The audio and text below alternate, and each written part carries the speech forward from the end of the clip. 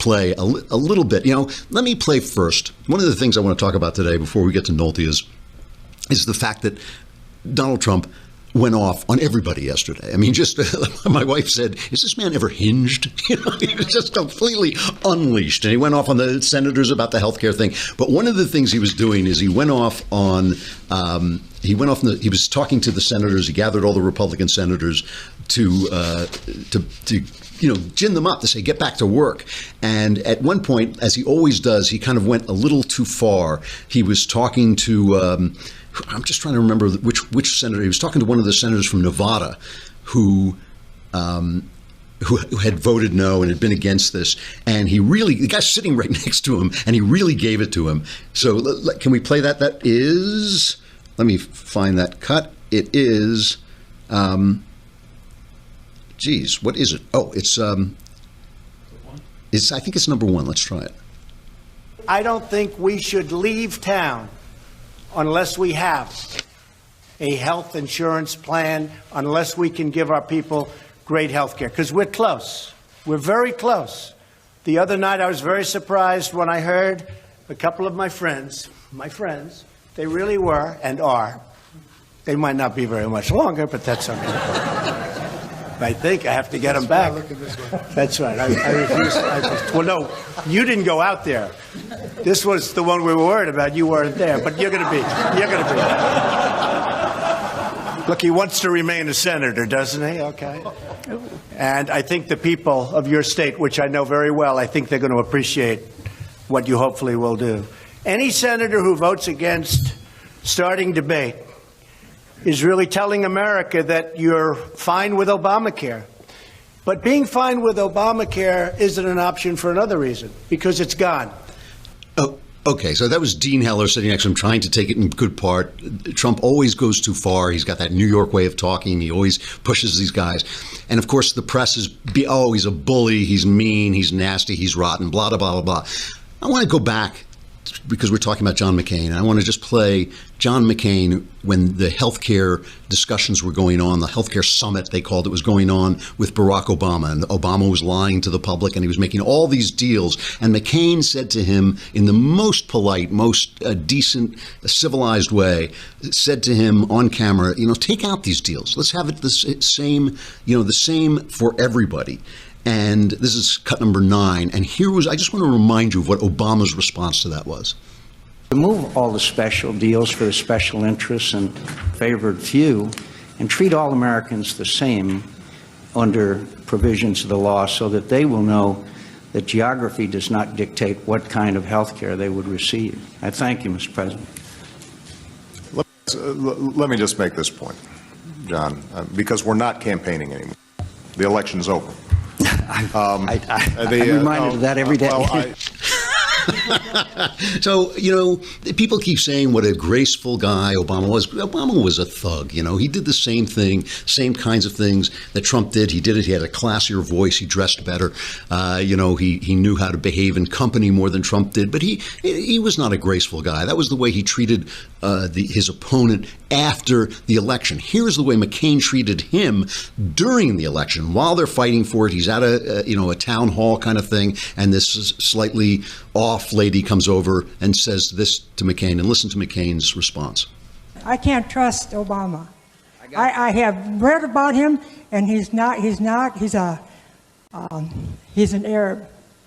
He is not. No. No, ma'am. He's a decent family man, citizen that I just happen to have disagreements with on fundamental issues, and that's what this campaign is all about. He's not. All right, so that was McCain, and that was some of the reason that people kind of went for Trump. They were tired of having a guy like Obama who would rip conservatives and Republicans every chance he got, while our people like Mitt Romney and John McCain were always saying, oh no, he's a decent guy, Obama's a decent guy, I just disagree with him. And this is something that frustrated people. It frustrated people because the news media was pounding on their head all the time. It frustrated people because they were getting disrespect from the elites, even disrespect from the conservative elites.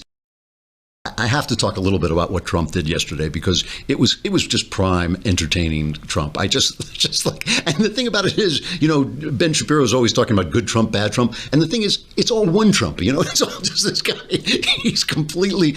He brings the senators in and he slaps them around. And the only thing about this whole session was, he should have been doing this all along. This is cut number 4. When he says this, he starts to tell people what's good about the plan that they just rejected. And listen to what he says. The Democrats are always selling their plan, but they don't do that anymore. They don't talk about Obamacare anymore because they can't, because it's failed. They know it. So they're selling their plan, and we never sell our plan. If we're weak on anything, it's on letting people know how good it was. Now, that's true, but it's his job. That is exactly his job. You want charisma superstar Mitch McConnell to go out there and tell you, it's a good plan because I think would be, it's Trump's job. This is the whole job of the president. Now, I have maintained that we hammer and hammer Trump without ever thinking that he can learn anything. But if you watch him, he does learn stuff. Maybe it is finally occurring to him that this is exactly what he's supposed to do. He has accomplished a lot. He really has. The regulation rollback, the judge appointment, the writing of our foreign policy with Israel, and I think to some degree with Russia. So that he's actually made our foreign policy sane again. He's done a lot of really good stuff. But this is the prime job of the president, is getting the legislators into line. And he really goes after them, like he goes after them and he goes after Obamacare itself. Please, cut number 2. This is what he should have been saying all along. Obamacare was a big lie. You can keep your doctor, lie. You can keep your plan, lie. It was a lie directly from the president. You can keep your doctor, you can keep your plan. 28 times he said it. 28 times. And it was a lie, and he knew it was. And now it's hurting this country irreparably. Premiums are so high that 6.5 million Americans chose to pay a fine to the IRS instead of buying insurance, the famous mandate. We will pay not to take the insurance. People don't understand that. They don't even understand what it is or what it represents. If Obamacare is not repealed in 2018, over 1,300 counties in the United States will have only one insurer. 40 counties will have absolutely no coverage in the exchange, and that number will grow rapidly. And I think those numbers are extremely conservative. I think they're very low. This is what he should have been doing all along. This is what he should have been doing every single day. He should have been going on all the TV shows. He should have been making this speech. He's good at it. I'm not picking on the guy. I understand that he's a novice. It's an amazing thing to have a novice as president, but that's the situation we have. He is a guy who learns how to do things. This is what he's got to learn how to do. And now it's very late. I don't know if this is going to work. Then he holds their feet to the fire, which I think is absolutely great. This is cut number 3. I've been here just 6 months. I'm ready to act. I have pen in hand, believe me. I'm sitting in that office. I have pen in hand. You never had that before. For 7 years, you had an easy route. We'll repeal, we'll replace, and he's never going to sign it. But I'm signing it. So it's a little bit different. But I'm ready to act. For 7 years, you promised the American people that you would repeal Obamacare. People are hurting. Inaction is not an option. See, if he had been doing this all this time, again, I'm not picking on him. This is what I want him to learn how to do, and I think he can. He's good at it. He's good at slapping people around. He's good at presenting things to the public in a way they can understand. He should have been doing this for months, and we would have this thing passed, and they would be talking about amendments. Because remember, what they're voting on is not to discuss it. They're voting on not even to amend it. So they haven't even got the courage to do that. I mean, this is an incredible thing. Now, the only thing I want to add, and then we'll get to Nolte. The only thing I want to add is while he's doing this, because what makes him so good at it when he finally gets around to doing it is that he's unleashed. He just goes after people, and he can't curb himself. And so meanwhile, he's giving an interview to the New York Times, and he goes off on Jeff Sessions. This really is kind of the bad side of a guy who has he just has no bridle on. This is cut number 5. Sessions gets the job. Right after he gets the job, he recuses himself. Was that a mistake? Well, Sessions should have never recused himself.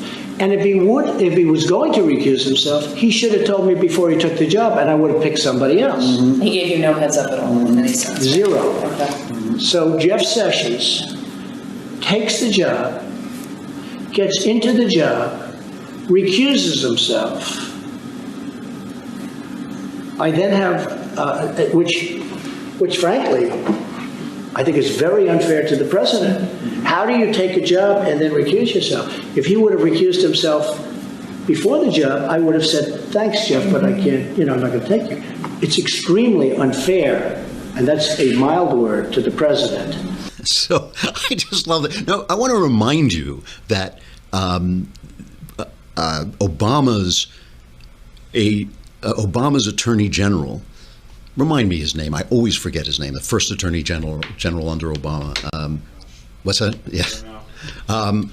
Gosh, I don't know why I always forget his name.